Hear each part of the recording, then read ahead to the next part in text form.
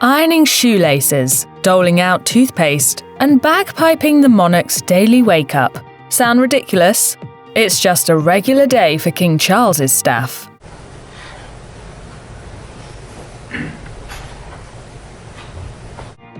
When it comes to eating habits, plenty of people have unique preferences about how they want their food. But, of course, if you're the king of the United Kingdom, your specific wants aren't your responsibility, but that of the staff. Regarding peculiar dining habits, My London stated that King Charles III has some odd requests. A royal source told the outlet that when it comes to biscuits, the king wants his staff to pre-warm them to a specific degree, otherwise he won't eat them. According to the source, the staff keeps a warming pan just to make sure they are hot enough for his liking. Hello magazine reported that staff must also accommodate some of the ruler's unusual food preferences at state banquets. Graham Tinsley, MBE, former manager of the Welsh culinary team, told the publication that he's experienced some of the king's unusual requests while catering for royal events throughout Wales. He revealed, King Charles doesn't like chocolate, he doesn't like coffee, nor does he like garlic, so we do have to consider these things when we're creating a menu for him.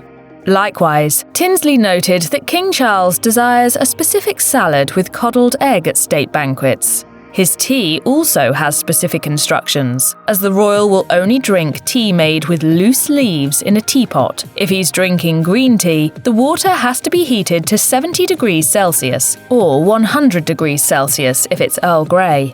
Still, these aren't the king's only accommodations for special events. Tinsley said that whenever the king goes to banquets, he always brings things with him to make his spot at the table more comfortable, noting he always takes a little silver Malden sea salt container and his favourite cushion. You can always spot King Charles's place setting at a table, because all his bits and pieces are there. King Charles's particular preferences also extend to his daily morning routine. Of course, being a high-ranking royal, his staff are the ones that assist him with his day-to-day needs. In the documentary Serving the Royals, Inside the Firm, Princess Diana's former royal butler, Paul Burrell, didn't hold back from revealing some of the king's bizarre royal preferences, revealing, his pajamas are pressed every morning, his shoelaces are pressed flat with an iron, the bath plug has to be in a certain position, and the water temperature has to be just tepid. At the time of its release, the then Prince of Wales was splitting his time between his home at Clarence House and Highgrove, where he allegedly wanted the staff to also prepare his toothbrush for him. Burrell added, he has his valet squeeze 1 inch of toothpaste onto his toothbrush every morning. When it comes to tradition, it's clear that the royal family prefers to follow long-running customs. As such, when it comes to maintaining the royal residences, the ruler of the United Kingdom has official royal horological conservators who maintain and set the royal clocks. According to a 2013 post seeking to fill the position from the British monarchy's official website, a royal horological conservator is expected to maintain, set, and repair the more than 1,000 clocks located at Buckingham Palace and the other royal residences. The royal staffer will also need to have historical knowledge and mechanical skill to care for these centuries-old clocks.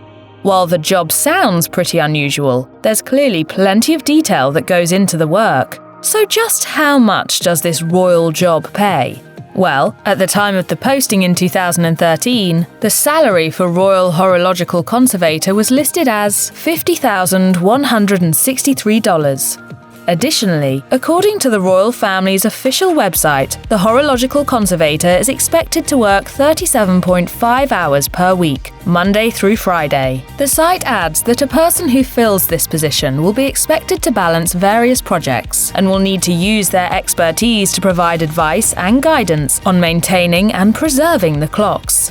Likewise, a prior announcement from the Royal Collection Trust in 2020 noted that it took a team of horological conservators more than 40 hours to change all the clocks across all of the monarch's royal residences.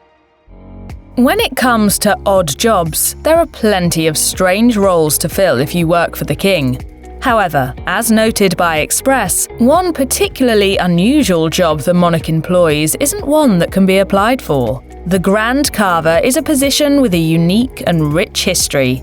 As the name suggests, the Grand Carver's only job is to perfectly slice meat and serve it to His Majesty and the rest of the royal family. While the position isn't a very prominent one in modern times, previously, this post was considered one of great importance, as a ruler is never supposed to carve their own meat. The outlet stated, "In the past, skilled carvers would serve the monarch slices of meat that were a uniform shape and thickness, and which were still hot." While that might not sound like a big deal to most people, English chef and restaurateur Mark Hicks declared that the role has become a forgotten art in today's society. However, despite its lack of necessities in modern times, the write-up stated that the royal family still retains the hereditary office of the Grand Carver of England. Even so, those interested in the job shouldn't bother applying, as the work is exclusive to one special family and has been passed down from generation to generation since the 17th century. Currently, the position is held by Alexander Fielding, the Earl of Denbigh and Desmond. With no shortage of odd jobs among those employed by the monarch, one particularly interesting position is that of the Astronomer Royal. So what exactly does the person holding this title do? According to Royal Museums Greenwich, the Astronomer Royal is a job given to a prominent astronomer. This person is expected to advise the king on astronomical issues. The job was first created by King Charles II when he established the Royal Observatory Greenwich. The first and most famous Astronomer Royal was John Flamsteed, who held the title from 1675 to 1720. Flamsteed was noted for his prominent role in helping to establish the Royal Observatory and its reputation as an integral part of astronomy and timekeeping. Other Astronomer Royals include Edmund Halley, who held the role from 1720 to 1741. Halley took the job when he was 64 years old and is best known for discovering the comet that bears his name. More recent Astronomer Royals were Sir Martin Ryle, Francis Graham Smith, and Professor Arnold W. Wolfendale. The current Astronomer Royal is Martin Rees, Baron Rees of Ludlow. The outlet additionally stated that nowadays, the position of Astronomer Royal is mainly regarded as an honorary post. Likewise, the person holding the job is considered a member of the royal household. However, the Astronomer Royal only receives £100, or approximately $112.55 per year, so those holding the title probably shouldn't quit their day job. The ruler of the United Kingdom has an unusual alarm clock that puts digital clocks to shame. So what exactly is this special wake-up call? It's bagpipe music played by the Piper of the Sovereign, a special position for a person within the royal household with one specific mission: waking up the ruler of the UK by playing bagpipes. When it comes to this job, the piper gets no days off. They must be ready to play their music beneath the monarch's window every day for exactly 15 minutes. This unique position has existed since 1843, when Queen Victoria first created the role after enjoying the sound of bagpipes in the Highlands. King Charles recently appointed the Queen's funeral piper, Pipe Major Paul Burns, as his personal piper. Burns gained notoriety for his striking rendition of Sleep, Dearie Sleep, while closing Queen Elizabeth's state funeral. Burns officially began his new role in early October 2022. Regarding the announcement, a source told The Sun that everyone was pleased the tradition would continue and stated that the king was very impressed by Burns's performance at his mother's funeral. However, it sounds like one part of this custom might get altered, as the insider noted, the tradition is for it to happen at 9 a.m, but the king is always awake much earlier. As noted by the royal family's official website, working for family members requires a serious commitment. Likewise, many staff members are located at Buckingham Palace, the primary residence of the ruler of the United Kingdom. Buckingham Palace is occupied with private secretaries, government liaison officers, and media officers who assist the ruler with representation, public oversight, and preventing scandal. Still, according to the Express, there is one specific rule that staff members living and working in the residency are required to follow.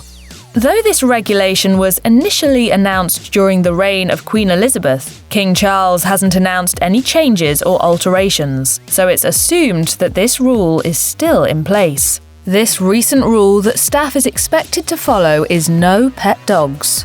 This restriction might surprise some people, considering that the late Queen was a well-known dog lover. However, in 2018, when the rule was first implemented, the Lord Chamberlain cited hygiene and security as the reasons for the change. According to a young journalist from The Mirror, who briefly posed as a butler at Buckingham Palace, staff working at the royal residency should expect long hours and small living quarters. Live-in staff should expect to eat and sleep at Buckingham Palace. But live-in workers do get the added perk of free meals, phones, bikes, and discretionary car leasing.